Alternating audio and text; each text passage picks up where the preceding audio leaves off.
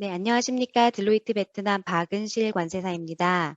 이번에 준비한 딜로이트 웨비나에서 딜로이트 베트남, 딜로이트 안진 및 베트남 투자기획부의 해외투자관리국은 한국 본사와 베트남 자회사에서 함께 고려하실 필요가 있는 베트남 투자 환경, 베트남의 세무 관세 혜택, 자회사 차원의 ESG 책임 공시, 베트남에 새롭게 소개되고 있는 전자상거래 및 디지털 플랫폼에 대한 과세에 대해서 설명드리는 자리를 마련하였습니다.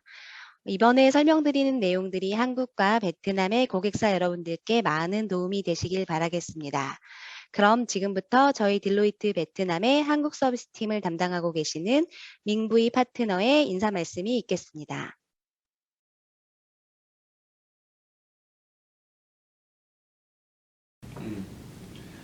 Good afternoon, ladies and gentlemen.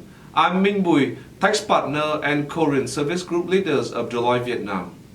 On behalf of Deloitte Vietnam Management, I am pleased to welcome you to this webinar and thank you for being here with us today. This webinar is part of our Korean Service Group activities to mark the 30th founding anniversary of the diplomatic ties between Vietnam and Republic of Korea. In collaboration with the Vietnamese Ministry of Planning Investment, Deloitte An Jin and Deloitte Vietnam is pleased to share with you the key insights on investment environment in Vietnam, as well as notable matters on taxations and customs. We plan to hold more seminars in the near future as the COVID-19 situation in Vietnam has been well under control. Our discussion today will include key issues that Vietnam investor is facing when doing business in Vietnam. In particular, firstly, companies will understand and well plan for investment opportunities granted by the Vietnam government in order to optimize all the benefits, especially in the new global context of global minimum tax under the Pillar 2. Secondly, we will discuss the latest update on local tax and customs, such as custom incentive and new digital transaction tax in Vietnam, to equip you with understanding of the current trend and practice of local law. Thirdly, given the raising awareness of climate change and environmental protections, companies should pay more attention to environmental, social, and government ESG investment matters. We are here to welcome Mr. Do Văn Sư, Deputy General Director of Foreign Investment Agencies of the Ministry of Planning Investment. He will share with us the COVID-19 pandemic impact of Vietnam economy in general and the impact on business, as well as Vietnam government policies to encourage more FDI into Vietnam in the new normal. With regards to environmental, social, and government investment, we will have Mr. Jung Kyun Hyun, Executive Director of Audit and Assurance, Deloitte An Jin, to share with us the subsidiaries level of ESG action as well. I believe by participating in this webinar, you are in the right place at the right time. I'm confident that you will obtain the valuable update, have a good energy and confidence in the investment promotion policy of Vietnam government, as well as the proper action to thrive your business in the new normal. Wish you all a very successful webinar. And now, let's welcome Mr. Do Văn Sư, Deputy General Director of Foreign Investment Agency.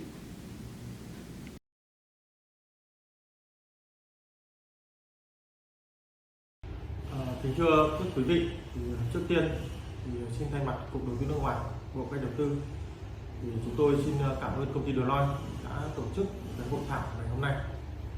Chúng tôi đánh giá đây là cơ hội tốt để chúng ta cùng nhau chia sẻ về xu hướng đầu tư trong bối cảnh mới, cũng như những giải pháp hướng đến phục hồi và phát triển kinh tế sau đại dịch. Qua đó nâng cao hiệu quả các đầu tư và hỗ trợ các doanh nghiệp Hàn Quốc đầu tư kinh doanh tại Việt Nam. Kính thưa quý vị, thì từ năm 2020, dịch Covid-19 đã và đang diễn biến rất phức tạp với nhiều đợt bùng phát do sự xuất hiện của các biến chủng mới lây lan nhanh và nguy hiểm, ảnh hưởng nặng nề với nền kinh tế toàn cầu nói chung và của Việt Nam nói riêng. Đối mặt với các khó khăn và thách thức, Việt Nam đã quyết định thay đổi chiến lược ứng phó với đại dịch theo hướng thích ứng an toàn, linh hoạt, kiểm soát hiệu quả dịch Covid-19, nhằm tháo gỡ khó khăn, thúc đẩy sản xuất kinh doanh, phục hồi và phát triển kinh tế xã hội trong bối cảnh mới. Việt Nam chúng tôi cũng đã ban hành và triển khai kịp thời nhiều giải pháp phù hợp như để quy định việc duy trì sản xuất, kết hợp phòng chống dịch của các doanh nghiệp, lưu thông hàng hóa, thủ tục xuất nhập cảnh, xuất nhập khẩu, hỗ trợ người lao động nhằm duy trì sản xuất kinh doanh, chống đứt gãy chuỗi cung ứng và lao động. Và chính phủ thì cũng đã ban hành nhiều chính sách về gia hạn, miễn giảm một số loại thuế, phí, lệ phí, về tiền thuế đất, hỗ trợ an sinh xã hội, hỗ trợ và tạo điều kiện cho người dân, doanh nghiệp duy trì và phục hồi phát triển và sản xuất kinh doanh. Nhờ đó thì năm 2021, Việt Nam vẫn đạt được những kết quả tích cực trên nhiều lĩnh vực. Nền kinh tế duy trì tăng trưởng 2,58%, kinh tế vĩ mô ổn định, các cân đối lớn được bảo đảm, lạm phát được kiểm soát. Thị trường chứng khoán phát triển nhanh, quy mô vốn hóa tăng trên 46% năm 2020, trở thành một kênh huy động vốn quan trọng của nền kinh tế. Môi trường đầu tư kinh doanh của Việt Nam tiếp tục được cải thiện và tiếp tục được các nhà đầu tư đánh giá cao, tin tưởng. Thì qua đó cái số liệu về thu hút đầu tư nước ngoài năm 2021 đã được phục hồi. Tổng vốn đăng ký đạt trên 31 tỷ đô la Mỹ, tăng 9,2% so với năm 2020. Và kính thưa quý vị, thì trong mối quan hệ giữa Việt Nam với Hàn Quốc thì kể từ khi thiết lập quan hệ ngoại giao vào năm 1992, quan hệ Việt Nam Hàn Quốc đã có nhiều bước phát triển mạnh mẽ trong tất cả các lĩnh vực. Hai nước hiện đã có nhiều hiệp định kinh tế quan trọng như hiệp định khuyến khích và bảo hộ đầu tư, hiệp định thương mại tự do Việt Nam Hàn Quốc, hiệp định RCEP, và đang đồng thuận sửa một số nội dung của FTA giữa ASEAN và Hàn Quốc theo hướng nới lỏng các cái rào cản thương mại. Và đây chính là các nền tảng pháp lý quan trọng để tiếp tục thúc đẩy quan hệ đầu tư thương mại song phương của hai nước. Đối với Việt Nam thì Hàn Quốc luôn là đối tác kinh tế quan trọng hàng đầu. Thể hiện qua những cái số liệu về đầu tư thì Hàn Quốc đứng thứ nhất về thương mại. Hàn Quốc hiện là đối tác thứ 3 của Việt Nam. Về hợp tác phát triển thì Hàn Quốc là nước cung cấp ODA lớn thứ 2 của Việt Nam, và Việt Nam là nước nhận viện trợ ODA lớn nhất của Hàn Quốc. Đối với số liệu về đầu tư nước ngoài thì Hàn Quốc là đối tác lớn nhất Việt Nam với hơn 9.200 dự án với tổng vốn đăng ký đạt khoảng gần 80 tỷ đô la Mỹ. Các dự án đầu tư của Hàn Quốc tập trung chủ yếu vào lĩnh vực công nghiệp, chế biến và chế tạo, với chiếm khoảng 72% tổng vốn đầu tư. Hoạt động kinh doanh bất động sản thì chiếm khoảng 3,6%. Phân theo địa phương thì Bắc Ninh là thu hút nhiều vốn đầu tư của Hàn Quốc nhất với 9.954 dự án, tổng vốn đầu tư khoảng 11 tỷ đô la Mỹ. Và thưa các quý vị, thì trong chiến lược phát triển kinh tế xã hội 10 năm 2021 và 2030 và kế hoạch phát triển kinh tế xã hội 5 năm 2021-2025, Việt Nam đã đưa ra quan điểm trong giai đoạn tới. Trong đó có thứ nhất là phát triển nhanh và bền vững, dựa chủ yếu vào khoa học công nghệ, đổi mới sáng tạo và chuyển đổi số. Thứ hai là hoàn thiện thể chế kinh tế thị trường. Thứ ba là xây dựng nền kinh tế tự chủ trên cơ sở làm chủ công nghệ. Chủ động và tích cực hội nhập quốc tế. Đối với đầu tư nước ngoài thì Việt Nam chủ trương thu hút hợp tác đầu tư nước ngoài có chọn lọc, lấy chất lượng, hiệu quả, công nghệ và bảo vệ môi trường là tiêu chí đánh giá chủ yếu. Ưu tiên các dự án trong lĩnh vực công nghệ cao, đổi mới sáng tạo, nghiên cứu phát triển, cơ sở hạ tầng, năng lượng xanh, sạch, có sự lan tỏa, hợp tác tạo thuận lợi cho doanh nghiệp Việt Nam tham gia vào chuỗi giá trị. Hợp tác tăng cường đầu tư đối với phương hướng đa phương hóa, đa dạng hóa đối tác, chú trọng các tập đoàn lớn có công nghệ cao, công nghệ nguồn, có năng lực quản trị doanh nghiệp, triển khai công nghệ. Về thị trường thì chú trọng việc khai thác hiệu quả quan hệ hợp tác với các nước G7, đồng thời khai thác hiệu quả các hiệp định FTA mà Việt Nam là thành viên. Vừa qua thì chính phủ Việt Nam đã ban hành nghị quyết số 11 về chương trình phục hồi và phát triển kinh tế xã hội.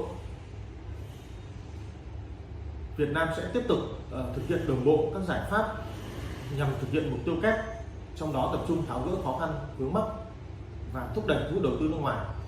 Cụ thể, thứ nhất, rà soát và điều chỉnh kịp thời chính sách liên quan tới đầu tư để phù hợp hơn và theo kịp với những biến động của kinh tế toàn cầu, cũng như thay đổi trong chiến lược thu hút đầu tư của các quốc gia. Thứ hai, đẩy nhanh quá trình phục hồi hoạt động kinh tế xã hội, giảm tình trạng đứt gãy chuỗi cung ứng hàng hóa lao động.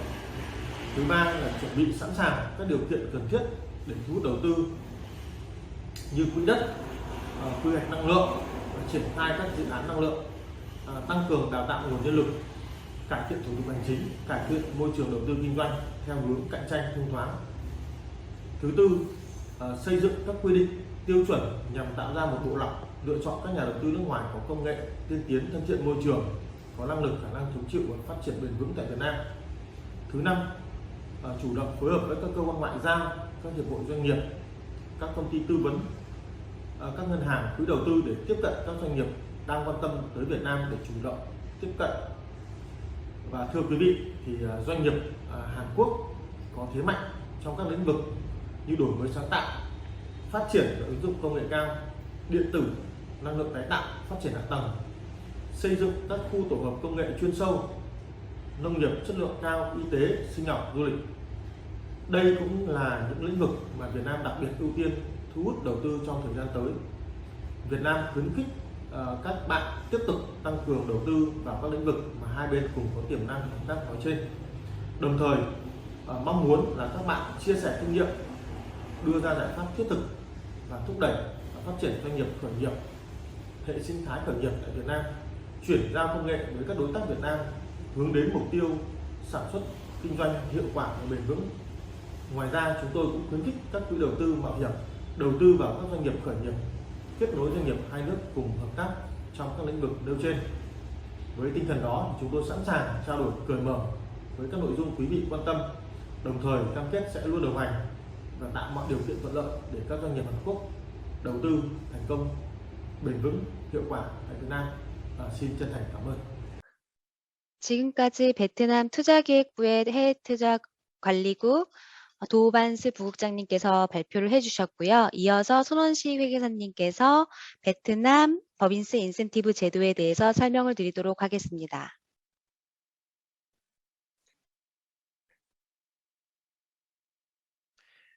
안녕하십니까. 딜로이트 베트남의 손원식 회계사입니다. 오늘 제가 설명드릴 내용은 베트남에 투자를 고려하고 계시거나 투자한 기업들에게 베트남의 법인세 인센티브를 소개하고 이미 투자한 기업들이라도 업그레이드 할 수 있는 인센티브 기회를 파악할 수 있을 거고요. 그리고 베트남의 법인세 인센티브가 주어지게 되면 최근에 도입된 OECD의 디지털 텍스가 고려가 함께 되어야 합니다. 그 부분도 간략히 설명드리도록 하겠습니다.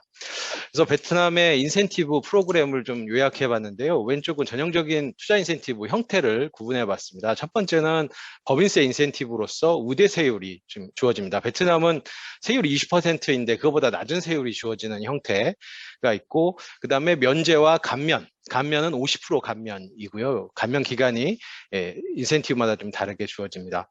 그리고 수익관세 부분은 고정자산이나 수입 원재료 중에 수출에 쓰이는 원재료, 이런 것들은 면제가 주어지는데 이 부분에 대해서는 저 다음에 발표하는 박은식 관세사님이 추가로 발표를 드릴 예정이고요.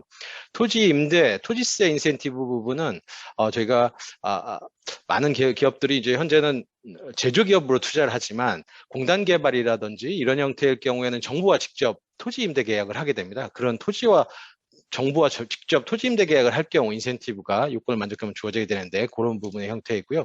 그리고 비용 인센티브로서 가속상각비와 R&D 비용이 있는데 요거는 미리 비용을 인식하는 방식입니다. 예를 들면 감가상각을 정액법으로 하지만 미리 가속상각 형태로 땡겨서 비용 인식할 수 있고요. R&D 비용도 펀드 적립을 통해서 사전에 비용 인식하고 지출은 나중에 하는 이런 형태의 인센티브가 있습니다. 그 오른쪽은 법인세 인센티브인데요. 법인세 인센티브는 크게 세 가지로 구분할 수 있습니다. 하나는 위치에 대한 인센티브인데요. 회사가 속한 위치에 따라서 지금 하이테크 존, 아이테크 존, IT 스페셜 존 그리고 이코노믹 존, 인더스트리얼 존 이렇게 좀 이게 구분을 해놨는데 회사가 이 존에 들어가게 되면 법인세 인센티브가 주어지게 됩니다. 그리고 두 번째 타입은 회사가 속한 산업입니다. 그래서 첨단 기술을 사용한다든지 지원산업, 지원산업은 부품 산업으로 이해하면 되는데 주요 부품을 만드는 산업일 경우 그리고 사이언스 앤 테크놀로지 제품을 만든다든지 사이언스 테크놀로지 기업이다.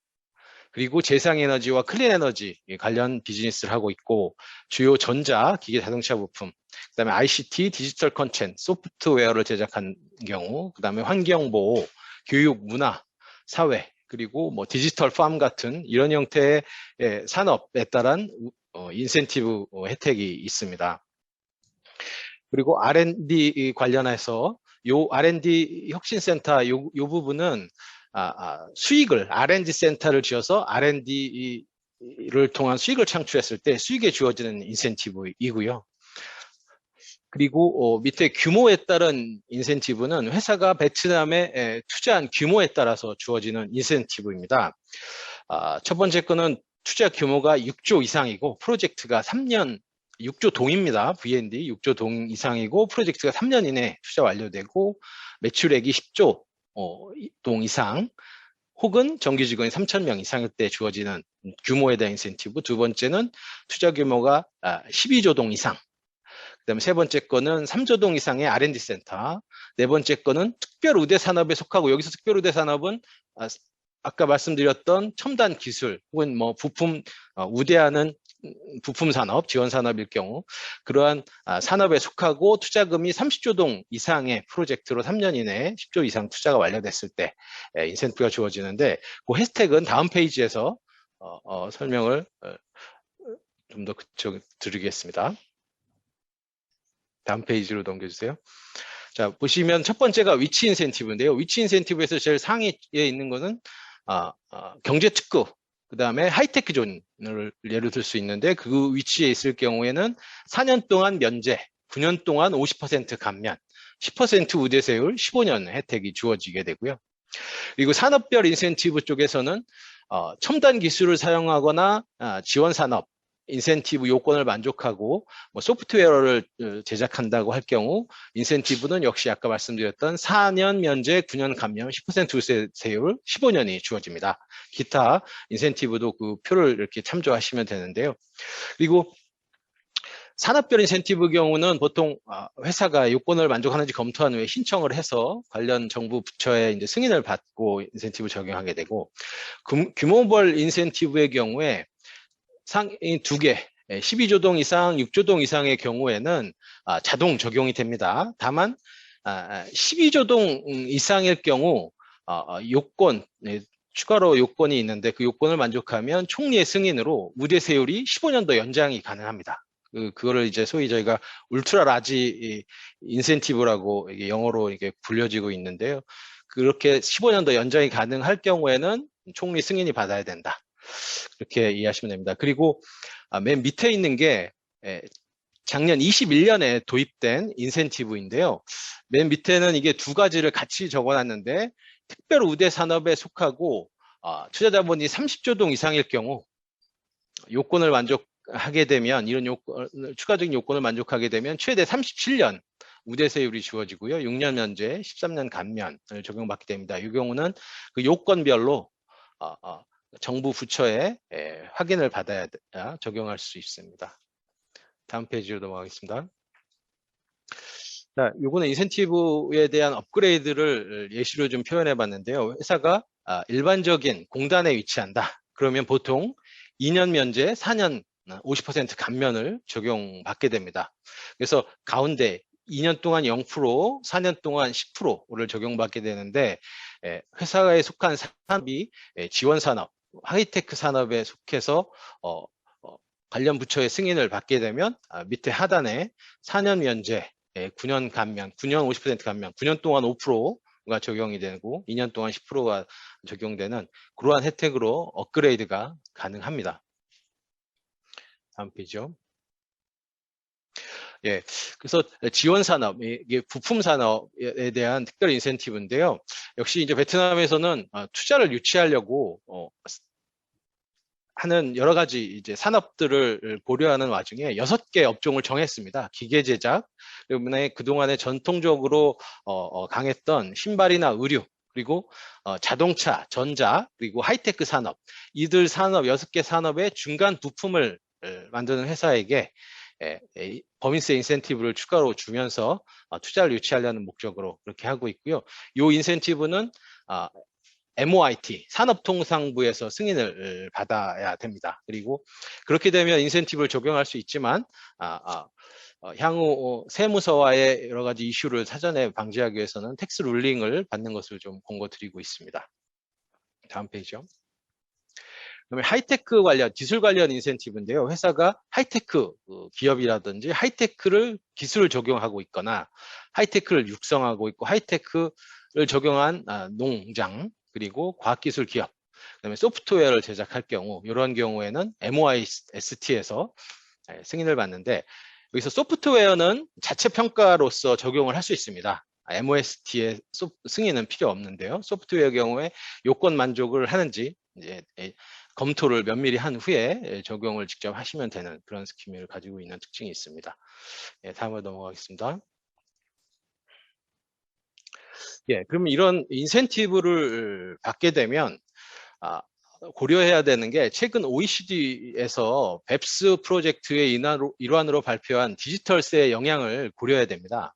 이 디지털세는 디지털 환경하에서 조세 문제라는 것을 다루기 위해서 BEPS 액션 1으로서 OECD가 계속해서 고민하면서 최근에 도출된 결론인데요. 이거는 필라 1과 필라 2가 두 축으로 이루어집니다. 그 중에서도 필라 2가 글로벌 최저한세라는 규정이고요. 필라 1이라는 거는 이게 디지털 경제 환경에서는 수익 창출이 일어나는 곳, 예를 들면 구글이나 뭐 유튜브가 베트남에서 봐진다, 소비자들에 의해서 봐졌을 때 베트남에서 수익이 창출되지만 소비자에 의해서 조회나 이런 것들을 통해서 수익이 창출되지만 과세가 안 되는 이러한 맹점들이 있었습니다. 그동안에는 유튜브가 존재하는 국가에서 과세권이 있었기 때문에. 그래서 필라 1은 수익을 가치를 창출하는 시장 소재국에서도 세금을 부과할 수 있도록 일정 부분 할당하자. 이게 필라 1입니다. 그래서 어마운트 1과 어마운트 B라는 개념을 도입해서 어마운트 1은 규모가 큰 기업, 이게 뉴스에 의하면 한국에서는 삼성전자와 SK 하이닉스가 어마운트 1의 대상이 된다고 하는데요.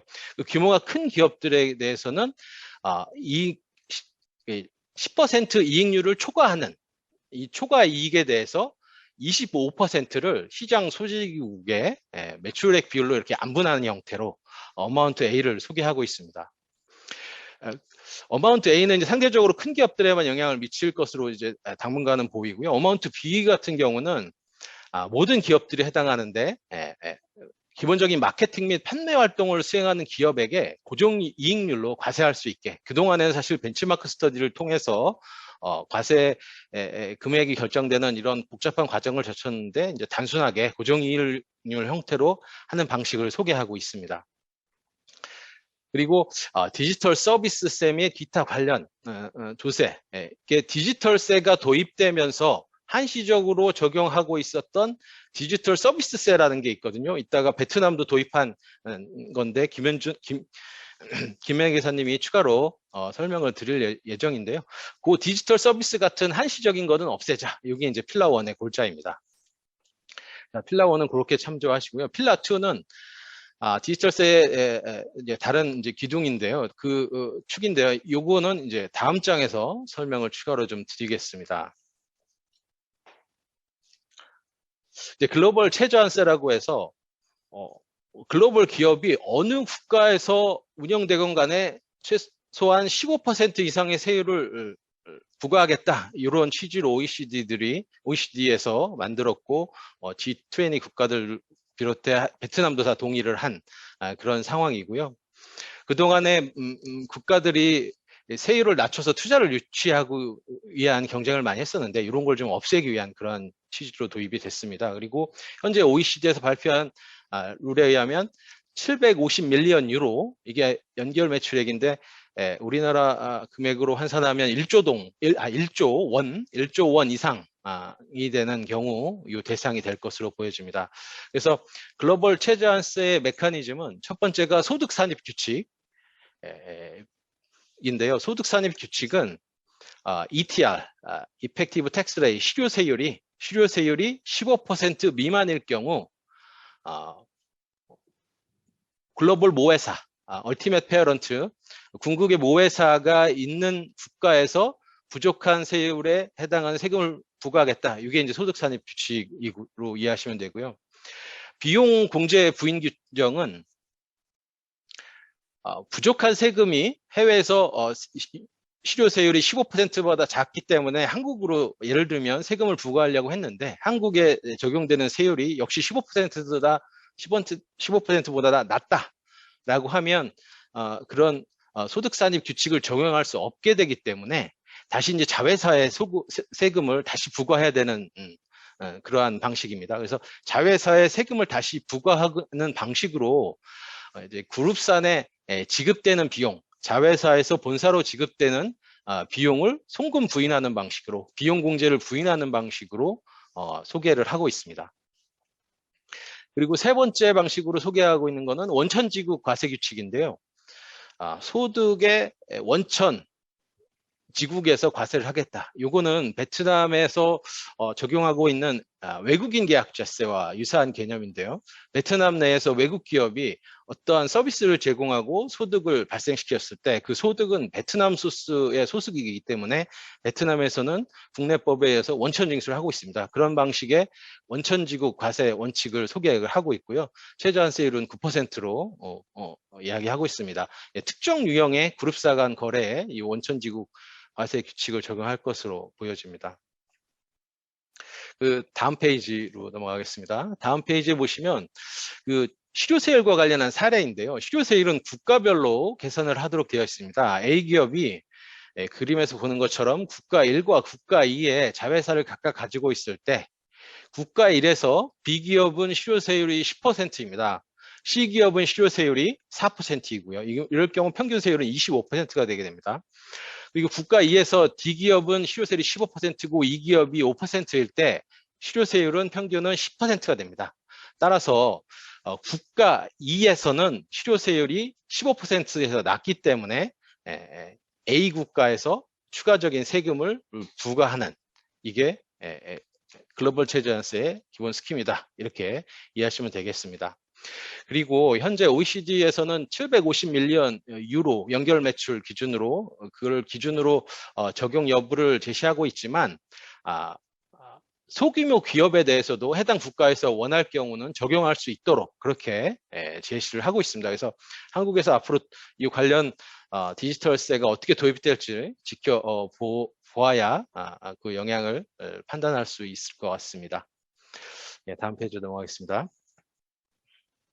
그래서 이러한 그 글로벌 최저한세를 베트남의 경우에는 좀 더 영향을 고려해야 됩니다. 아까 서두에 말씀드렸듯이 베트남에 투자한 기업들은 법인세 인센티브를 받고 있죠. 최소한 공단에 좀 있을 경우 2년 사감, 보다 또 업그레이드를 하신 기업들은 4면 9감 이상의 인센티브를 받고 계신데 그렇게 되면은 실효세율이 15%보다 낮을 수 있기 때문에 그런 부분에 대해서 이제 계속 모니터링을 하고 이렇게 해야 되는데요.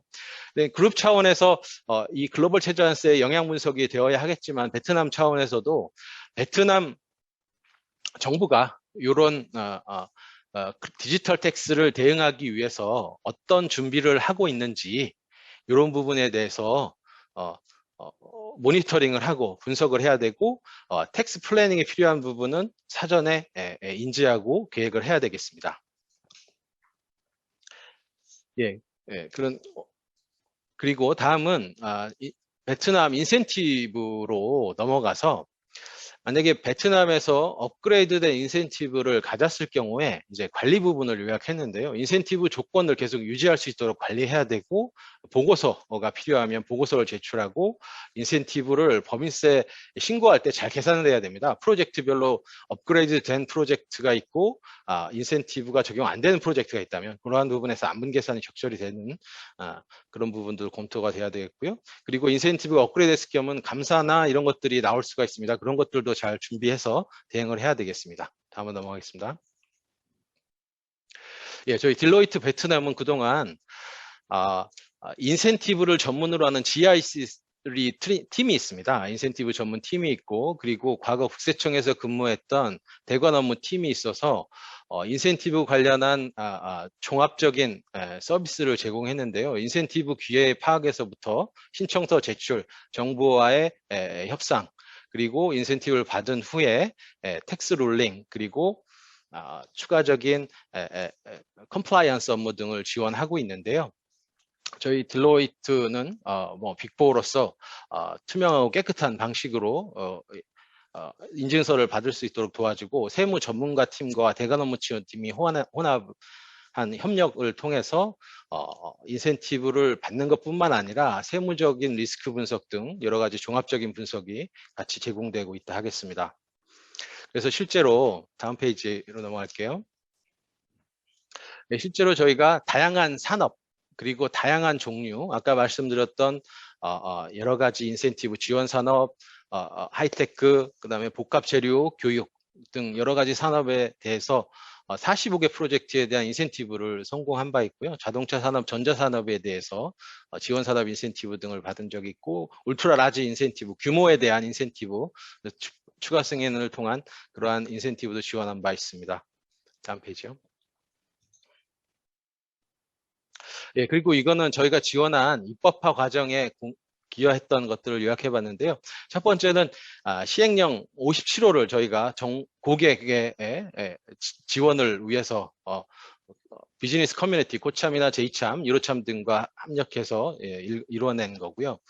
그리고 과거에 2009년, 13년까지 확장 프로젝트에 대해서도 인센티브를 인정해주는 그러한 시행령도 저희가 같이 고객과 함께 이끌어냈던 입법화 과정에 참여했던 적이 있고, 그 마지막은 기획투자부의 요청으로 최근 도입된 21년부터 적용되는 아까 설명드렸던 특별 인센티브에 대한 초안을 저희가 제출해서 그런 결정서를 도출하는 데 기여한 바 있습니다.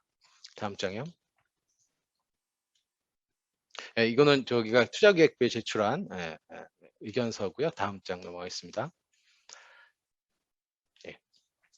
저희 딜로이트 베트남은 이러한 인센티브 관련해서 처음부터 관리까지 서비스를 제공했으니까 관련해서 궁금한 사항 언제든지 연락 주시기 바랍니다. 다음 발표는 저희 박은실 관세사님이 베트남 관세와 관련해서 설명드리도록 하겠습니다. 시간 내주셔서 감사합니다. 네, 안녕하십니까. 딜로이트 베트남 박은실 관세사입니다. 저는 이어서 베트남 관세 혜택 제도에 대해서 설명을 드리도록 하겠습니다. 먼저 가장 대표적인 베트남의 관세 혜택 제도라고 할 수 있는 수출 가공 기업 EPE에 대해서 설명을 드리고요. 이어서 베트남 AEO 제도에 대해서 설명을 드리고 나머지 주요 관세 혜택 제도에 대해서 설명을 드리도록 하겠습니다. 먼저 수출 가공 기업이라고 불리는 이제 EPE에 대해서 설명을 드릴 텐데요. EPE는 한국의 보세 공장과 유사한 개념이라고 이해를 하셔도 좋을 것 같습니다. 먼저 EPE에 대해서 이제 정의를 살펴보면 베트남 규정에 따라서 수출 가공 구역 내에서 설립 운영되는 기업 또는 산업단지 또는 경제구역 내에서 수출 제품을 제조 생산해서 수출하는 기업을 의미하고 있습니다. 이제 EPE가 되기 위해서는 관련 관리 감독 요건을 충족을 하셔야 되고, 투자 허가서상의 EPE로 이제 승인을 받으셔야 됩니다. 이렇게 이제 EPE가 되시면 이제 EPE 관련된 혜택을 누리실 수 있게 되는데요. 가장 주요한 혜택으로는 수출입을 하는 원부자재 및 수출 제품에 대해서 관부가세를 면제받으실 수 있다라는 혜택이 있습니다. 뿐만 아니라 기계 장비, 도구류, 소모품에 대해서도 면제 혜택을 받으실 수 있는데요. 베트남에서 인가공 기업이나 제조 수출 기업이 원자재 및 수출품에 대해서 관부가세를 면제를 받고 있지만 기계 장비, 도구, 소모품에 대해서까지는 혜택을 받지 못하는 경우가 많습니다. 그렇기 때문에 EPE는 이러한 이제 기계 장비와 도구를 포함해서 전반적으로 EPE가 취급하는 모든 물품에 대해서 관세 면제 혜택을 받으실 수 있다라는 측면에서 혜택이 크다라고 이해하실 수 있을 것 같고요. 더불어서 EPE가 수행하는 수출입 절차에 있어서도 일부 거래에 대해서 세관 신고를 선택적으로 수행하실 수가 있겠습니다. 여기서 선택적으로 수행하실 수 있겠다라는 거는 EPE의 선택에 의해서 수출입 신고를 수행을 하셔도 되고 아니면 생략을 하시고 내부 관리로만 관리를 하셔도 된다라는 의미고요. 그렇기 때문에 관련된 통관 비용을 크게 절감하실 수 있는 효과가 있다라고 이해하셔도 좋을 것 같습니다. 그 밖에도 베트남에서 이제 관세 관련된 규정을 해석을 할 때 조금 모호하게 해석이 되는 부분이 많은데요. 특히 EPE와 관련돼서는 보다 유리하게 해석이 되는 경향이 있기 때문에 이런 점을 고려하셔도 좋을 것 같습니다. 네, 그 다음으로 이제 EPE가 되시기 위해서는 어떠한 요건을 충족을 해야 되는지에 대해서 먼저 살펴보시면요. 다음 페이지에서 살펴보도록 하겠습니다. 네. 네, EPE와 관련된 이제 규정상에서 정리하고 있는 EPE의 요건에 대해서 좀 말씀을 드리도록 하겠습니다. 먼저 앞에서 말씀드린 것처럼 EPE는 수출 물품을 제조하는 기업이어야 되는 거고요. 혹시 유통활동, 무역활동이 있는 경우에는 이러한 내용들이 구분 관리가 되셔야 됩니다. 가장 먼저는 회계장부가 구분 관리되셔야 되고 물품을 보관하시는 장소가 되신다고 한다면 제조 수출이 아니더라도 이런 무역 활동을 하실 수가 있게 되는 거고요. 그리고 투자허가서상에서 EPE로 이제 승인을 받으셔야 되는 거고 이렇게 승인을 받으실 때 관세 당국의 관리 감독 요건을 충족하시고 이제 관련 심사를 이제 마치셔야 됩니다.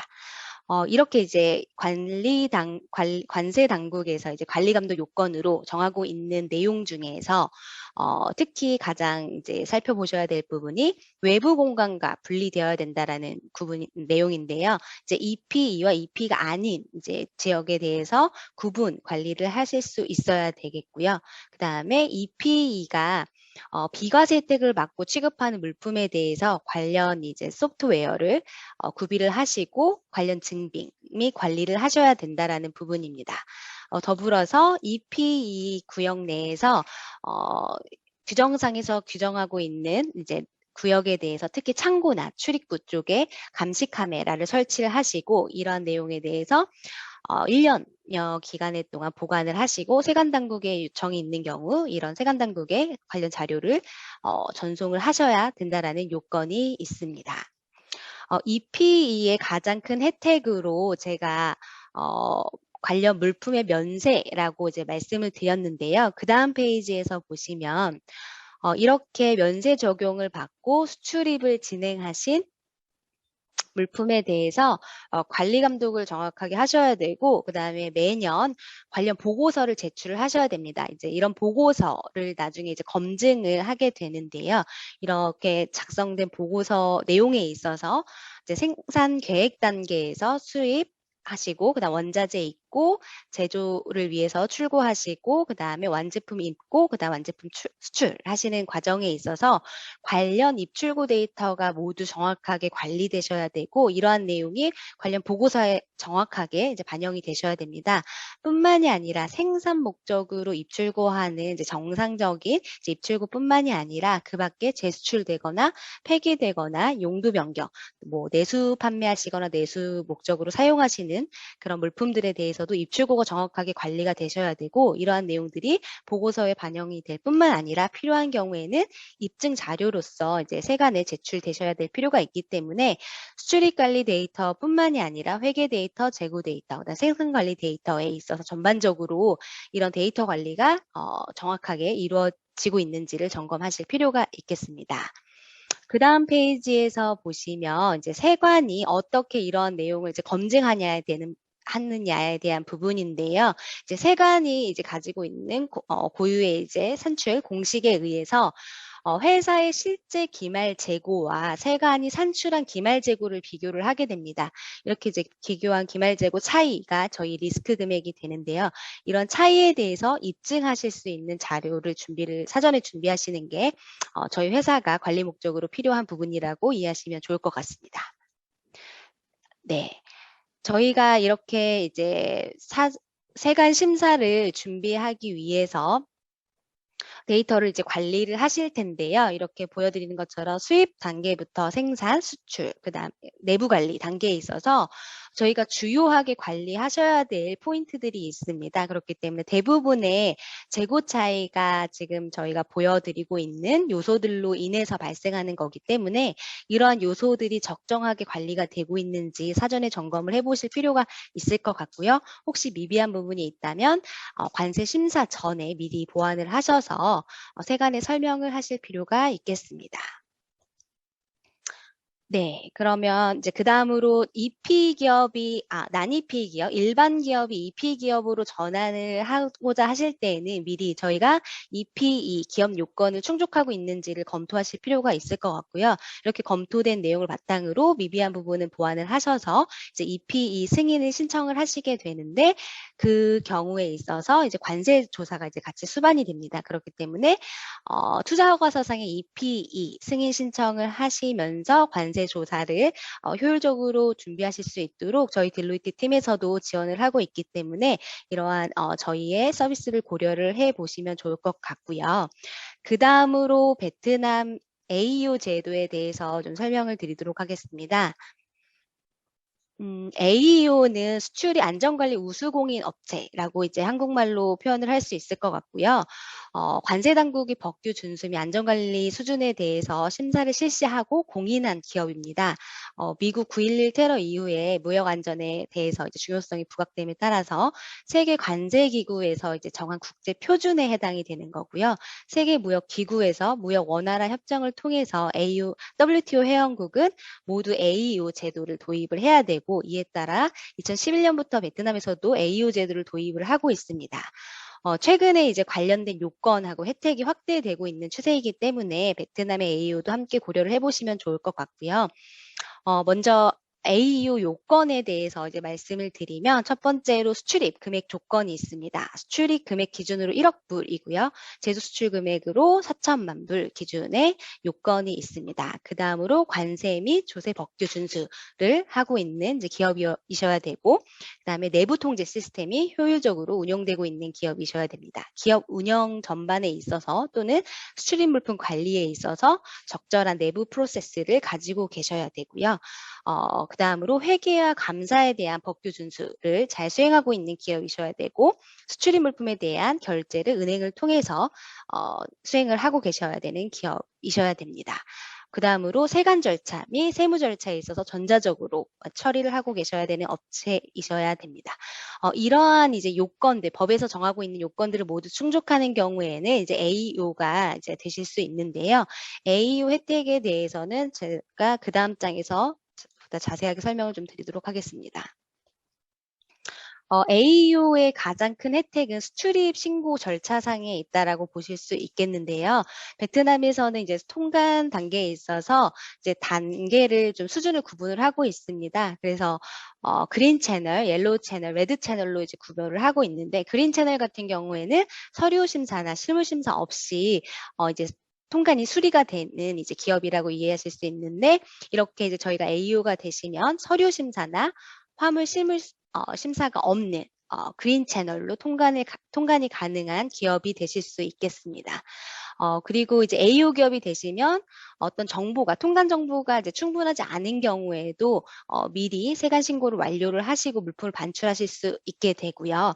베트남에만 있는 조금 독특한 이제 수출입 제도인데 내국 수출입 신고를 함에 있어서도 이 물품을 미리 이제 받으시고 통관은 나중에 한 번에 이제 수행을 하실 수 있기 때문에 이러한 점에서 먼저 통관이 신속해지고 그 다음에 관련 물류 비용 및 통관 비용이 절감하실 수 있다라는 장점이 있다라고 이해하실 수 있을 것 같습니다.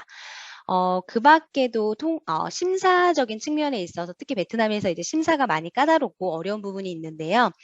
지역세 간에서 나오는 심사가 있고 관세 총국이라고 하는 이제 한국으로 치면 관세청에서 나오는 이제 심사가 있는데 경우에 따라서는 뭐 매년 나오기도 하고 관세 총국과 지역세 간에서 번갈아 가면서 나오기도 합니다.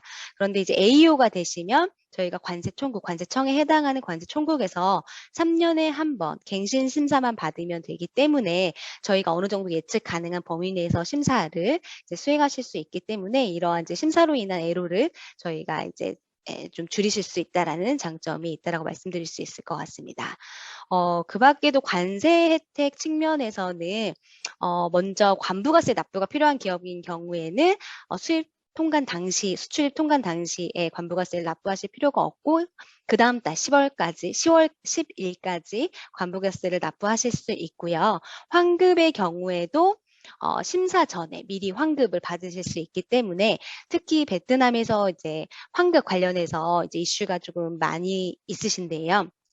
이런 AU 기업 같은 경우에는 환급이 보다 이제 간소화되고 보다 신속하게 이루어질 수 있겠다라고 이해하시면 좋을 것 같습니다.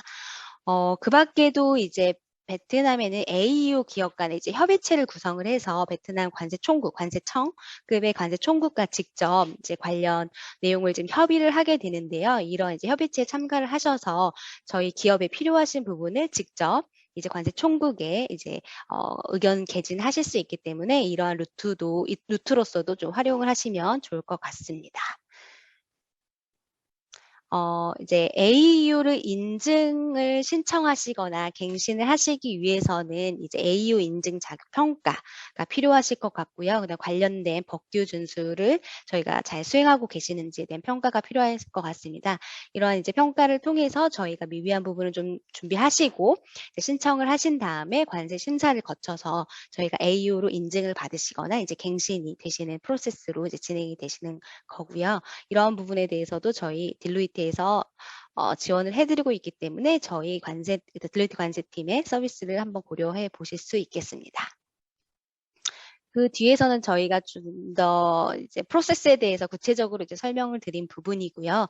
특히 이제 AEO를 신청하시거나 갱신을 하심에 있어서 이제 관세 심사가 굉장히 중요하기 때문에 사전에 점검을 하시고 이제 심사를 적절하게 대응하시는 게 가장 중요하다라고 이해하시면 좋을 것 같습니다. 네, 그 밖에 이제 AEO와 EP 제도 이외에 저희가 이제 베트남에서 고려하실 수 있는 관세 혜택 제도에 대해서 좀 설명을 드리려고 합니다. 가장 먼저 투자 인센티브와 관련된 고정자산의 수익관세 면제 혜택이 있다라고 보시면 될 것 같은데요. 투자 인센티브로 이제 수입되는 고정자산, 기계설비료가 있는 경우에는 수익관세 면제를 받으실 수 있고요. 그 밖에도 특수용도 차량이나 건설용 자재에 대해서도 관세 면제를 받으실 수 있기 때문에 이 부분을 함께 고려해 보실 수 있을 것 같고요. 그다음에 자동차 제조 산업에 있어서도 관세 인센티브 제도를 운영을 하고 있습니다. 자동차 제조업체, 이건 아니면 자동차 부품 제조업체인 경우에는 저희가 환급을 받으실 수 있는 이제 제도가 운영이 되고 있는데요. 이제 관련 요건을 충족을 하시고 인센티브를 신청을 하셔서 이제 사후적으로 환급을 받으실 수 있기 때문에 이러한 내용에 대해서도 미리 요건이나 절차 등을 검토하셔서 적용을 해 보시면 좋을 것 같습니다. 그 다음으로 임가공 기업 및 제조 수출 기업에 대한 수익관세 면제 혜택도 이제 주어지고 있는데요. 임가공 기업이나 제조 수출 기업 모두 원자재를 수입을 하셔서 이제 어떤 가공 활동이나 제조 활동 후에 수출 물품을 이제 수출하는 기업이기 때문에 관련된 수출입 관세를 이제 면제를 해주고 있습니다. 그렇기 때문에 이러한 부분에 대해서 요건이나 절차를 정확하게 이해하시고 적용하실 필요가 있겠고요. 무엇보다 중요한 게 저희가 이제 이런 면세를 적용하고 수입한 원자재에 대한 이제 보고 의무가 있습니다. 그렇기 때문에 이런 보고 의무가 정확하게 이제 이루어질 수 있도록 사전에 미리 점검을 하시고 관리하실 필요가 있고 관련된 관세 심사도 좀 준비를 하실 필요가 있겠습니다. 마지막으로 이제 FTA 활용에 대해서 이제 설명을 드리면요. 다른 나라 마찬가지로 마찬가지로 이제 베트남에서도 FTA를 체결을 하고 있습니다. 한국하고도 이제 체결을 하고 있고 기타 다른 여러 나라와 이제 체결을 하고 있는데요.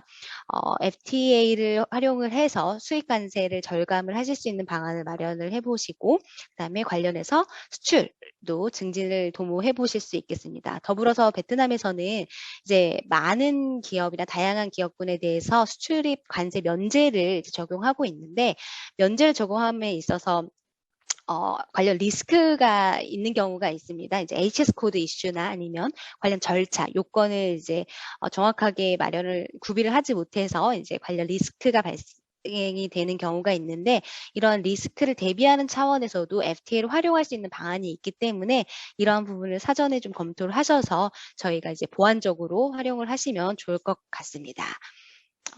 뒷장에서는 저희가 이제 FTA, 이제 베트남에서 체결을 하고 있는 FTA 종류에 대해서 저희가 이제 설명을 정리를 해드렸고요. 이상으로 저의 발표를 마치도록 하겠습니다. 이어서 딜로이트 안진의 영경은 수석위원님께서 자회사 차원의 ESG 책임 공시에 대해서 설명을 드리도록 하겠습니다.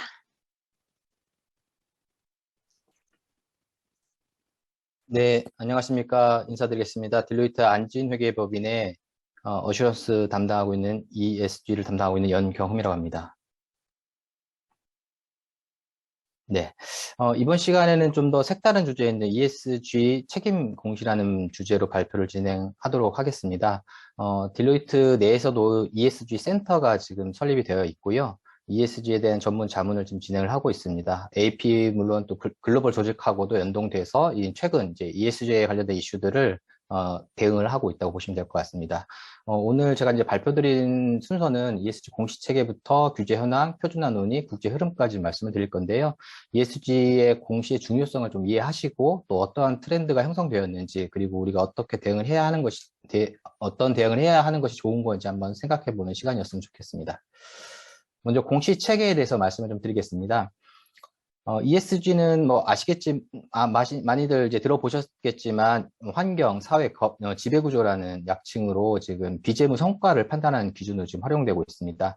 이 장표에 나와 있는 환경, 사회, 거버넌스에 대한 내용들을 그 아래 이제 그 세부 항목들을 한번 쭉 보시는 게 좀 좋을 것 같아요. 왜냐하면 이후에 제가 공시라는 항목을 계속 말씀을 드리는데 이 부분이 이런 항목들을 계량화하고 또는 성과로 표현을 해서 공시라는 부분이기 때문에 굉장히 좀 많이 연결이 되어 있다고 보시면 될 것 같고요. 이런 ESG는 투자자가 지금 많이 언급하고 있고 사실은 이런 기업의 비재무 영향을 간접적으로 지금 평가하는 활동으로 계속적으로 이어지고 있습니다. 다음 페이지에 보시면 평가 기간과 평가 방식에 대해서 좀 설명을 해놨는데요.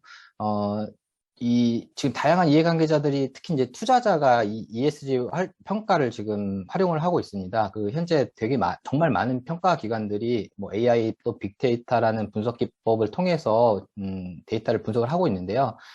크게 평가 방식은 플랫폼 기반의 평가하고 공시 기반의 정보 공개가 있습니다. 그래서 이게 플랫폼 기반이란 거는 데이터를 요청을 해서 데이터를 기반으로 이제 플랫폼 평가를 하는 거고요. 공시는 기업이 공시된 기반, 그러니까 뭐 예를 들면 홈페이지라든지 지속가능 경영 보고서라든지 별도의 보고서라든지 해서 공시된 항목 기반으로 평가하는 거라고 보시면 될 것 같고요. 이외에 이제 국내 같은 경우에는 한국지배구조연구원 KCGS라고 해서 ESG를 평가하는 기관들이 있고 이 부분에 대해서는 좀 이후에 다시 말씀드리도록 하겠습니다. 다음 페이지 보시면 이런 평가 기관들이 주로 사용하고 있는 가이드라인에 대해서 좀 말씀을 좀 드리겠습니다.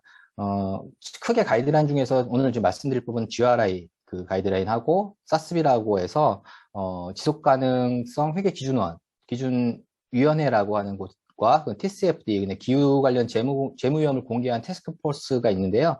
이 세 가지 가이드라인이 좀 최근에 굉장히 중요한 역할로 좀 부각이 되고 있고 각각 가이드라인이 활용하는 방식은 조금씩 다르지만 제가 오늘 이 웨비나에서는 어떤 내용을 담고 있는지 간단하게 좀 말씀을 좀 드릴 예정입니다. 그래서 이를 활용해서 ESG 관련된 자료에 대한 공시가 어떤 것들이 요구되고 있는지 좀 살펴봐 주시면 좋을 것 같습니다.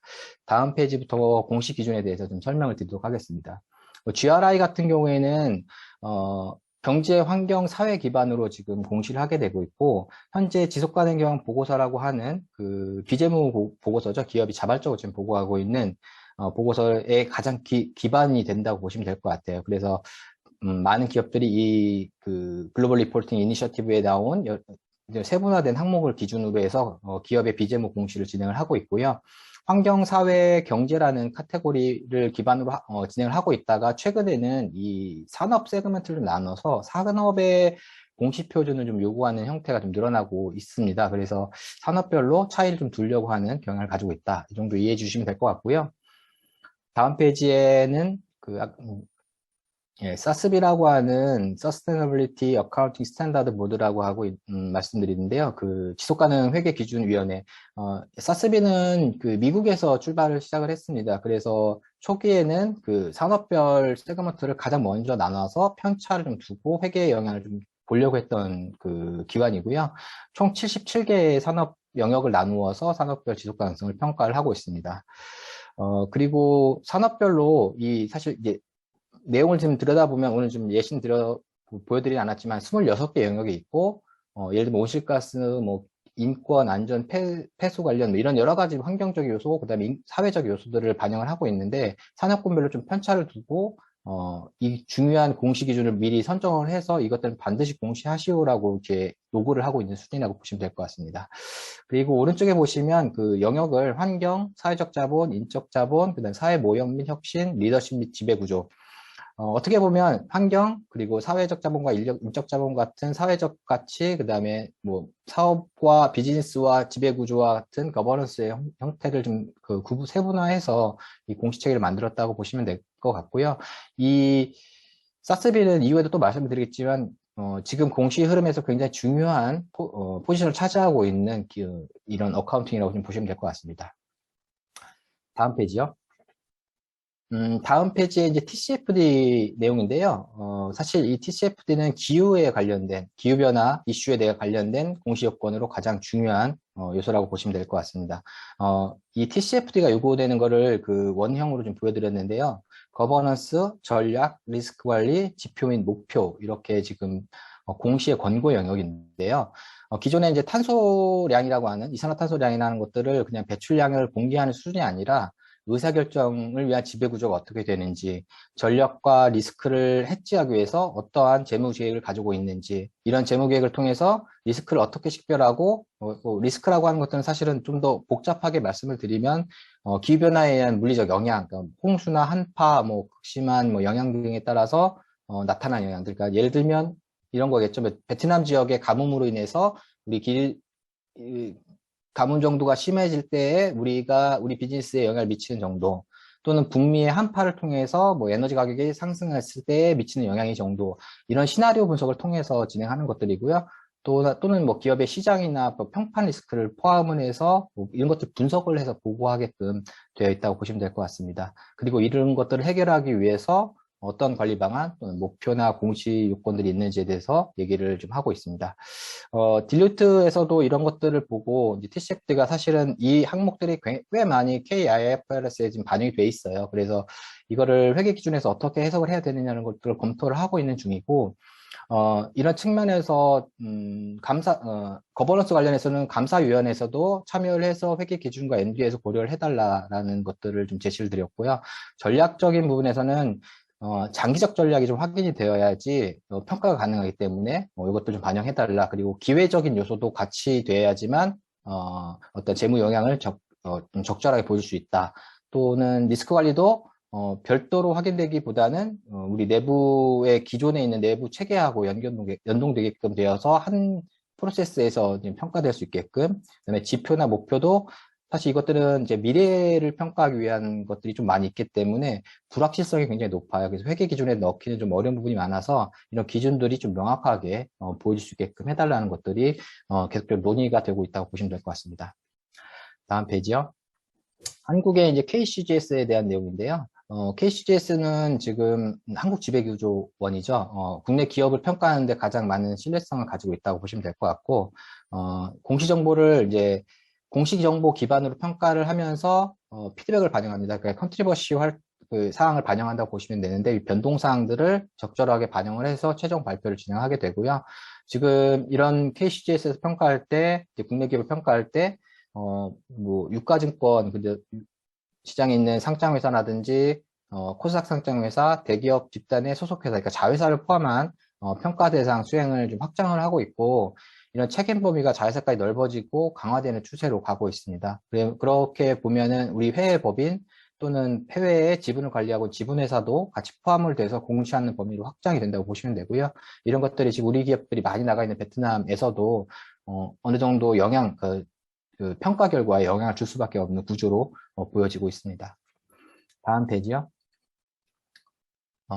이건 간단하게 말씀드리면 이런 것들이 굉장히 지금 빠르게 진행이 되고 있고, 과거에 이제 2000년대 이전에는 이제 준비 단계였다고 보시면, 최근 2000년도부터 2017년까지는 이제 적극적으로 좀 고려하다가, 최근 2015년부터 17년 넘어가서는 이게 이제 투자자의 그 영역으로 가면서 실제 기업의 어떤 현금 흐름이라든지 이것에 영향을 줄 수 있는 요건으로 좀 반영이 된다. 이렇게 이해해 주시면 좋을 것 같습니다. 다음으로 이제 국가별 ESG 공시 규제 현황에 대해서 말씀 좀 드리겠습니다. 이런 공시 체계가 나오고 사실 국가별로도 이런 공시 의무를 진행하는 경우가 많았습니다. 그래서 보고 방식이나 보고 대상은 좀 상이한데 이렇게 이제 앞으로 이제 우리나라에서도 공시 의무화가 지금 검토가 되고 있고, 이런 공시 의무가 되면 좀 어떤 방향으로 가야 되는지에 대해서도 추가적으로 좀 말씀 좀 드리도록 하겠습니다. 먼저 국가별로 좀 살펴보면요. 다음 페이지요.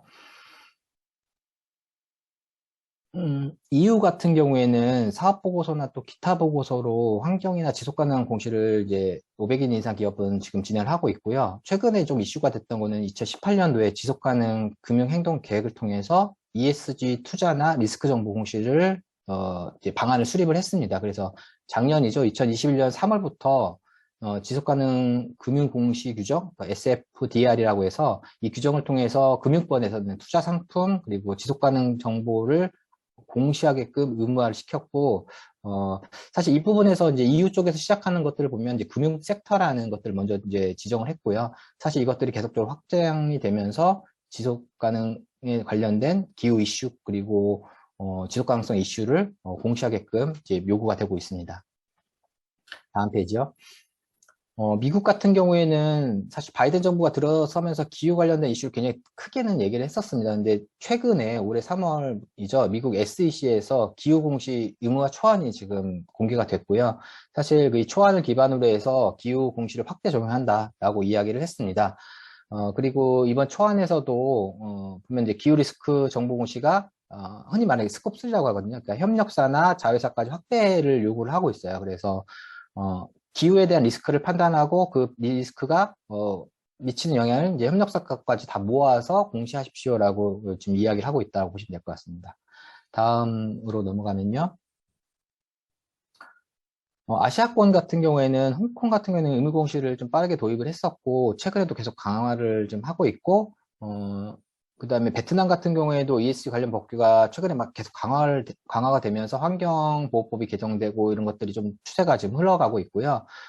아마도 기업들, 그러니까 거기 증권시장에 이제 가입된 그 기업들은 정보 공개가 좀 의무화가 돼서 이런 것들도 이제 베트남 진출하고 계시거나 베트남에서 좀 사업을 영위하실 때는 함께 검토가 되어야 될 부분이라고 좀 생각이 되고 있습니다.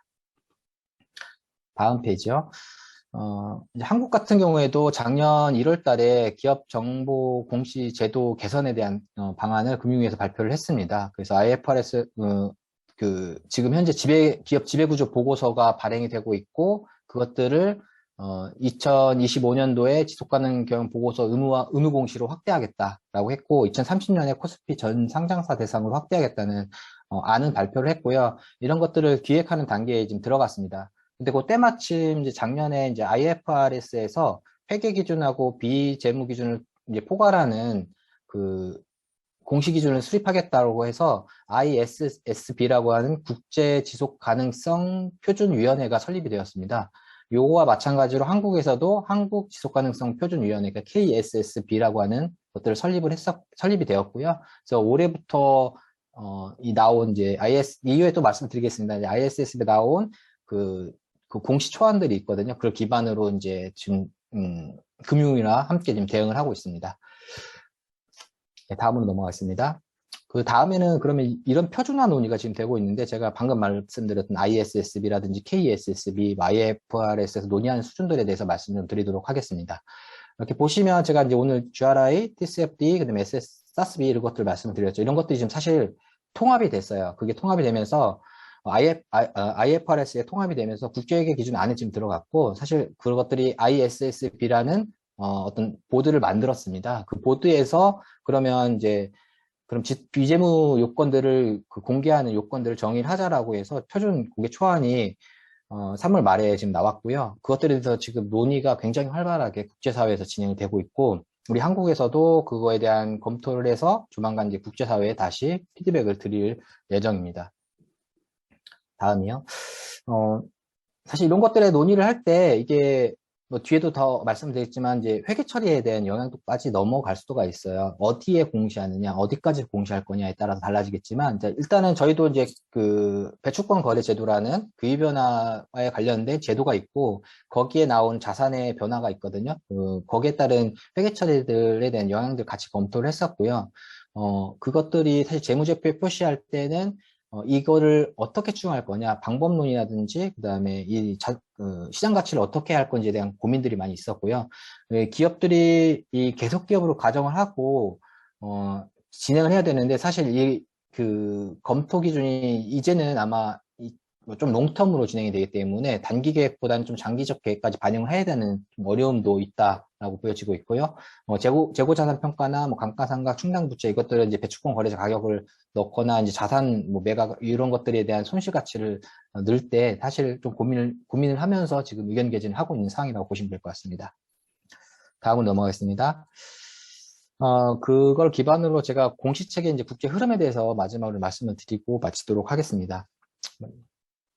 다음 페이지 넘어가시면 이제 ISSB라는 것들을 조금 더 부연 설명을 좀 드려야 될 것 같은데요. 이 ISSB가 지금 추진하고 있을 때 가장 중요한 근거를 좀 보면 글로벌 기준서를 만들겠다. 그러니까 지속 가능한 공시를 표준화를 시키겠다는 것들이고요. 하나 중요한 게 사실 공시라는 것들은 저희가 이제 리포팅과 공시를 나누거든요. 디스클로저랑 리포팅은 사실은 규격이에요. 어떻게 보면 이게 공시는 여러 가지 조건들을 반영을 해서 기업이 적절하게 공시할 수 있게끔 만드는 거여서 이것들에 그런 차이가 있고, 두 번째로는 투자자니 어떠한 집중된 대상으로 할 건지, 지금 ISSB는 투자자 기반으로 본다고 보시면 될까요? 투자자가 이 기업을 평가할 때 목적 적합한 정보를 공개할 수 있도록 하겠다. 사실 광범위한 이해관계자라고 하는 것들은 지금 현재 기업이 자발적으로 공개하고 있는 지속가능 경영 보고서 같은 경우에는 광범위한 이해관계자를 대상으로 이제 많은 내용들을 컨텐츠를 좀 표출하고 있는데, 이 투자자 목적은 좀 그에 맞게 진행을 하겠다는 것들이 차이가 있고요. 설립 배경을 보시면 아까도 말씀드렸지만 CDP라든지 그 SASB라든지 그 TCFD 기반으로 묶여져 있는 그 연합체들이 지금 IFRS의 재단에 같이 들어와 있기 때문에 생각보다 파급력 있게 진행이 된다라고 보시면 될 것 같고요.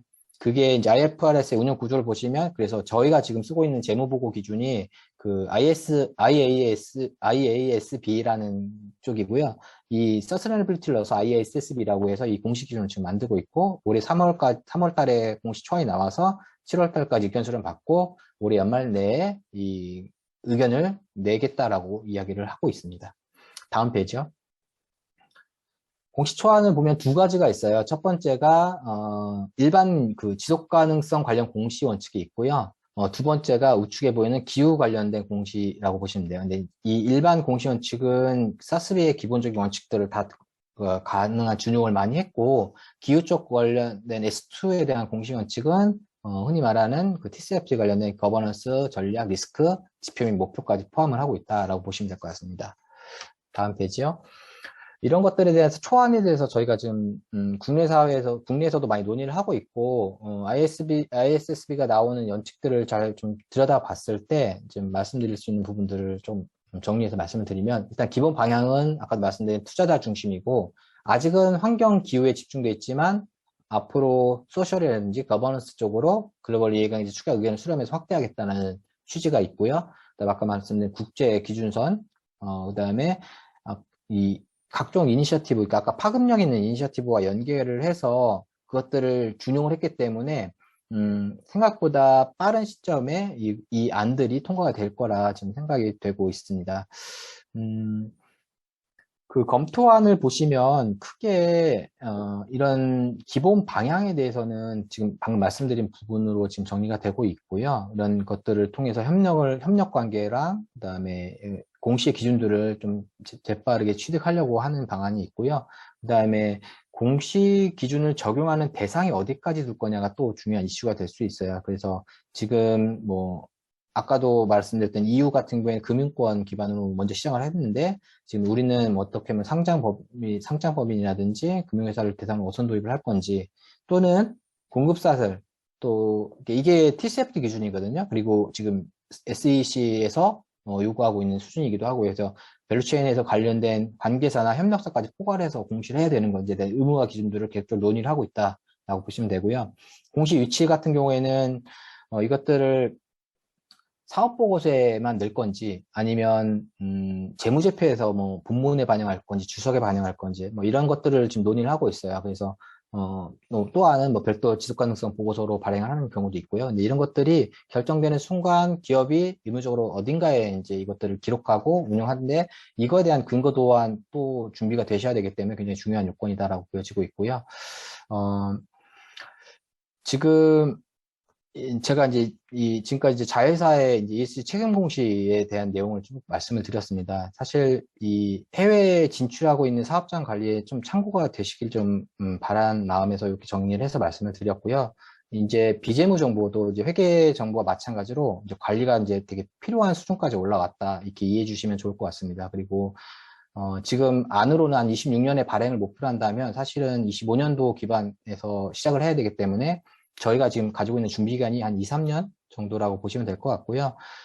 그러니까 좀 더 빠른 준비가 좀 필요할 수 있다. 그리고 의무화에 해당되지 않더라도 이제 이런 지속가능성 공시, 기후위기 공시들은, 기후 관련된 공시들은 고객 또는 투자자들이 요구가 굉장히 높아지고 있어요. 그런 부분에 대해서 반드시 좀 준비가 필요하다라고 말씀을 드리고요. 마지막으로 이제 이런 것들은 좀 지금까지는 데이터를 공시했다면 아까도 TCFD의 지배구조와 전략을 포함한 것처럼 우리가 데이터만 공시하는 게 아니라 미래의 대응을 위한 관리까지 포함되어 있다라고 이해해 주시면 될 것 같습니다. 그래서 조금 더 데이터를 확장한 방안을 좀 포함되어 있다라고 이해해 주시면 될 것 같습니다. 이상 ESG 책임 공시 부분에 대해서 발표를 좀 마치도록 하겠습니다. 다음으로는 저희 디지털 거래세에 대해서 김선준 회계사께서 발표를 진행해 주시겠습니다.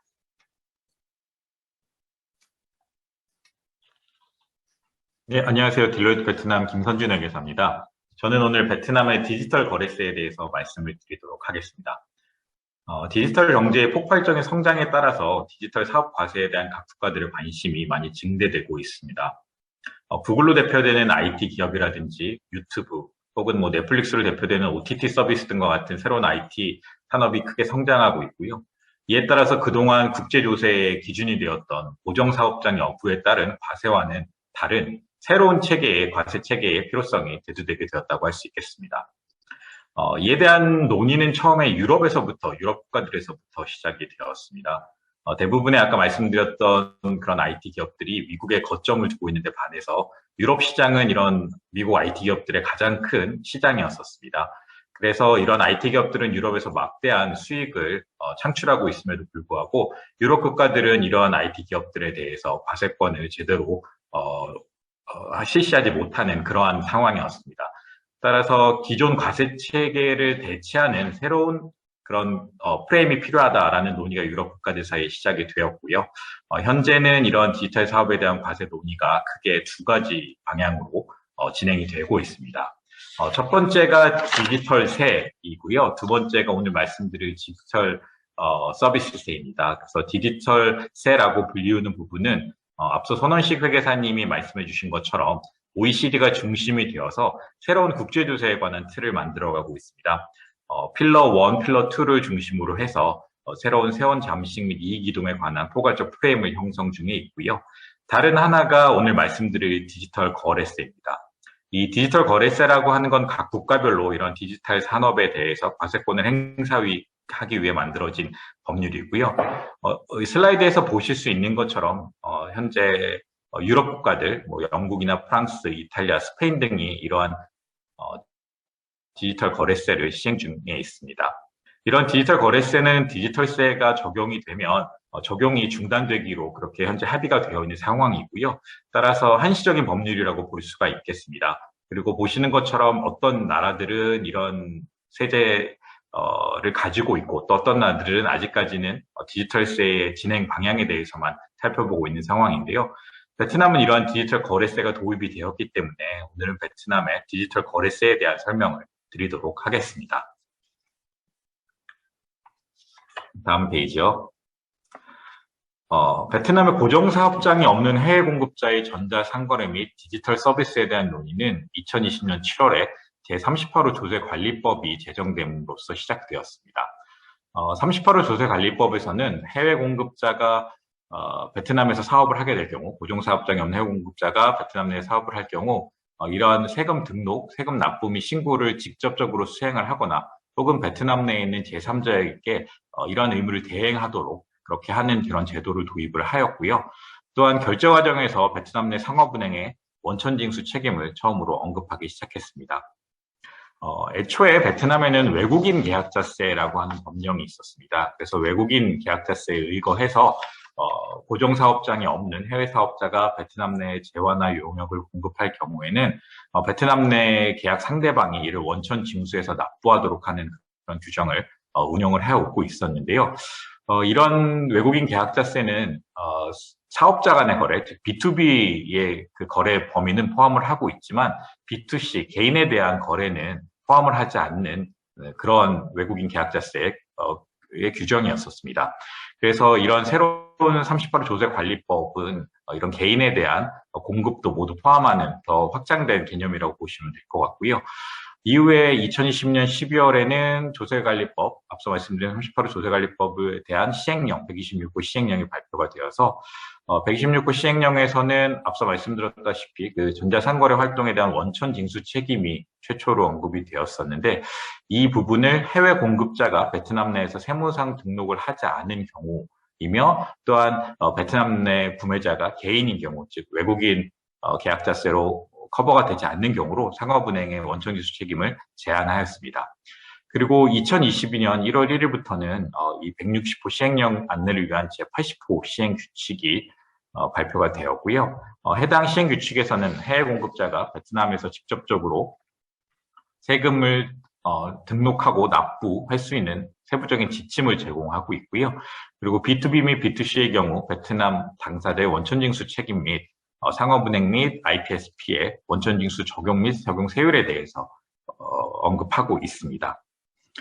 그래서 이 슬라이드에서 보시는 것처럼 38호 법령 시행 전과 후로 나뉘어서 보면 B2B에 관한 부분은 같습니다. 외국인 계약자세에 의해서 원천징수가 이루어진다는 데 반해서 38호 시행령 이후에는 B2C에 대한 경우에서도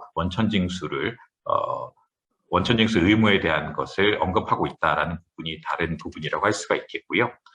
그래서 다음 페이지에서는 현재 법령 하에서의 새로운 과세 체계를 한번 정리해 봤습니다. 그래서 직접적인 방법과 그리고 원천징수 방식 두 가지가 있는데요. 첫 번째로는 이렇게 베트남에서 고정사업장을 가지지 않고 사업을 수행하는 해외 공급자의 경우 세무청국의 텍스 포탈을 통해서 세무 코드를 발급받고 분기별로 세금을 신고 납부할 수 있습니다.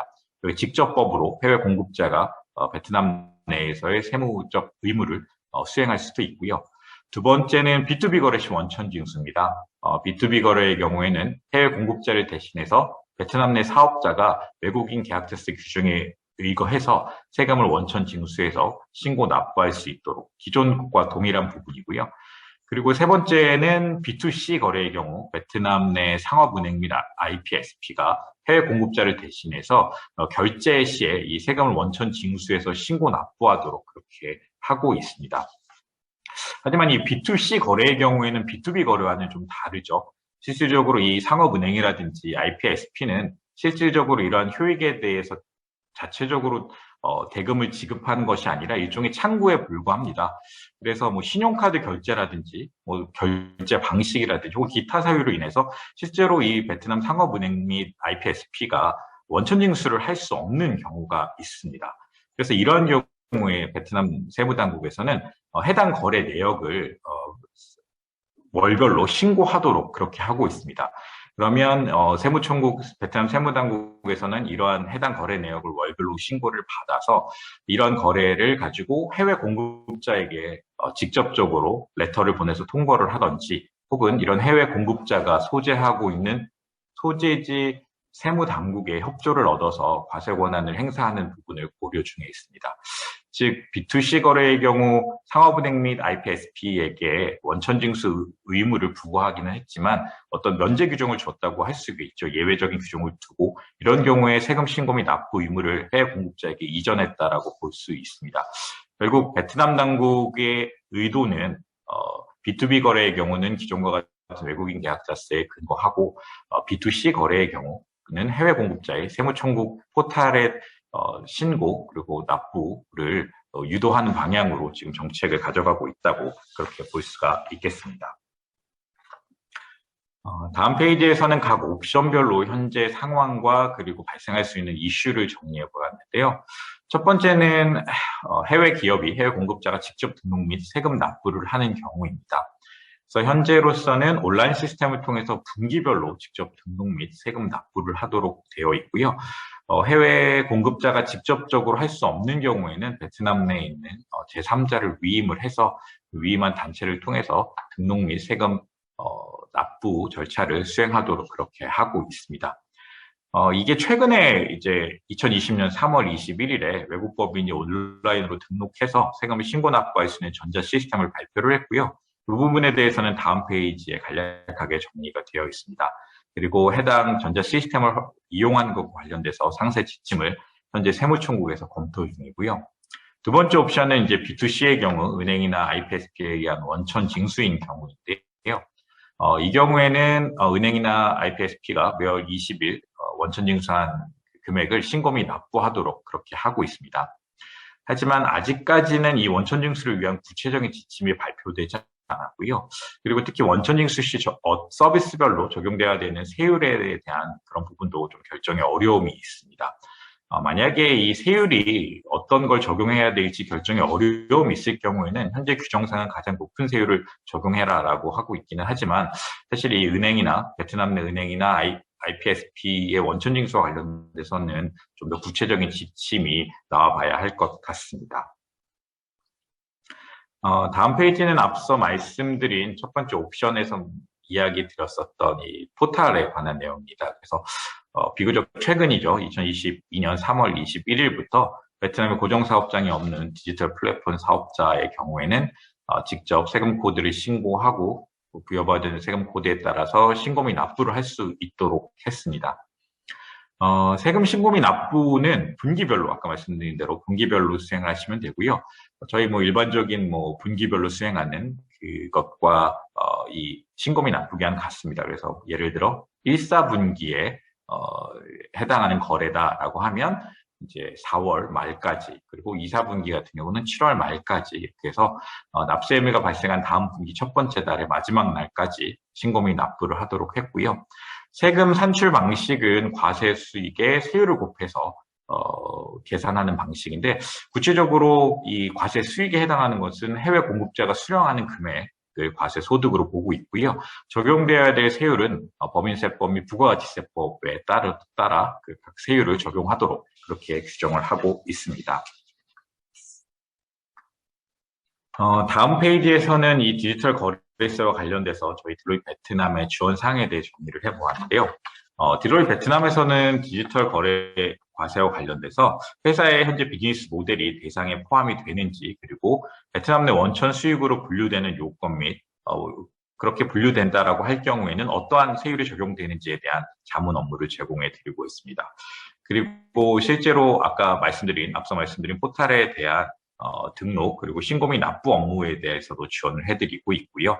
만약에 조세 조약에 따라서 면제를 받으실 수 있을 경우에는 해당 면제를 신청 지원하는 업무도 제공해드리고 있습니다.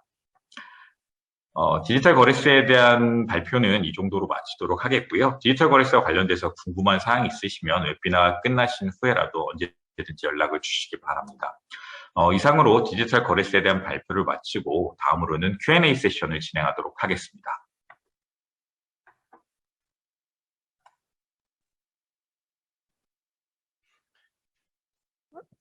예, 안녕하십니까.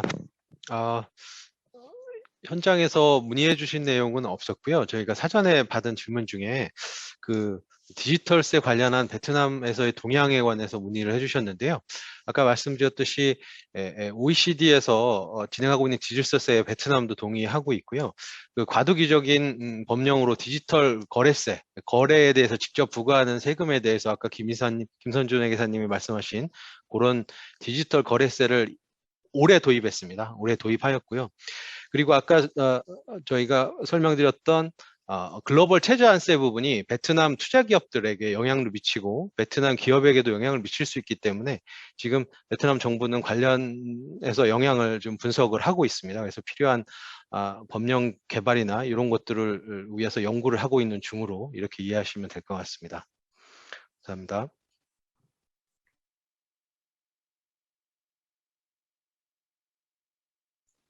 네, 추가적으로 관세 관련해서 질의해 주신 부분에 대해서 좀 설명을 드리도록 하겠습니다. 관세 관련해서는 AEO 제도에 대해서 질의를 좀 해주셨는데요. 베트남에서 이제 많은 기업들이 관세 면제를 적용받고 계시는데 AEO 기업이 실질적인 혜택이 있느냐 이 부분에 대해서 좀 질의를 해주셨습니다. 비록 베트남에서 이제 인가공기업이나 제조 수출 기업, 그다음에 EP 기업들이 면세를 적용받고 이제 관세적인 혜택을 이제 향유하고 계시지만 이제 AEO 제도는 수출입 통관 절차나 환급 절차, 심사에 있어서 이런 혜택을 이제 누리실 수 있기 때문에 실질적인 혜택이 있다라고 이해하시면 좋을 것 같고요. 특히 이제 앞에서 말씀드린 것처럼 베트남에서 이제 관세 심사가 워낙 이제 엄격하고 저희가 좀 예상하기 어려운 방향으로 흘러가는 경우가 많고요. 환급 같은 경우에도 이제 저희가 예상치 못했던 이제 이슈들이 발생하는 경우가 많고 이제 관련 절차나 요건들이 까다롭기 때문에 이런 AEO 제도를 활용하셔서 저희가 이제 환급이랄지 심사나 수출입 절차상에서 효익을 보실 수 있으면 좋을 것 같습니다. 네. 이상으로 저희 Q&A 시간을 마치도록 하고요. 지금까지 짧은 시간이었지만 베트남으로 투자를 고려하고 계시는 기업과 베트남에 자회사를 두고 계신 기업 여러분들께서 참고하시면 좋을 베트남 투자 환경, 베트남 세무 관세 혜택, 자회사 차원의 ESG 책임 공시, 베트남의 디지털 거래세에 대해서 설명을 드렸습니다. 이후에도 포스트 코비드 시대를 맞이해서 사회 경제적인 변화에 한국 본사 및 베트남 자회사가 선제적으로 준비하셔야 할 것들에 대해서 딜로이트 안진과 딜로이트 베트남이 실효성 있고 알찬 내용들로 찾아뵐 수 있도록 하겠습니다. 오늘 진행한 웨비나 내용은 딜로이트 베트남 홈페이지에 업로드될 예정이고요. 혹시 오늘 저희가 활용했던 자료가 필요하시거나 설명 내용에 대해서 궁금하신 부분이 있으시면 저희에게 메일을 주시면 저희가 답변을 해드리도록 하겠습니다. 오랜 시간 경청해주신 딜로이트 안진 및 딜로이트 베트남 고객사 여러분들께 감사의 말씀드립니다. 감사합니다.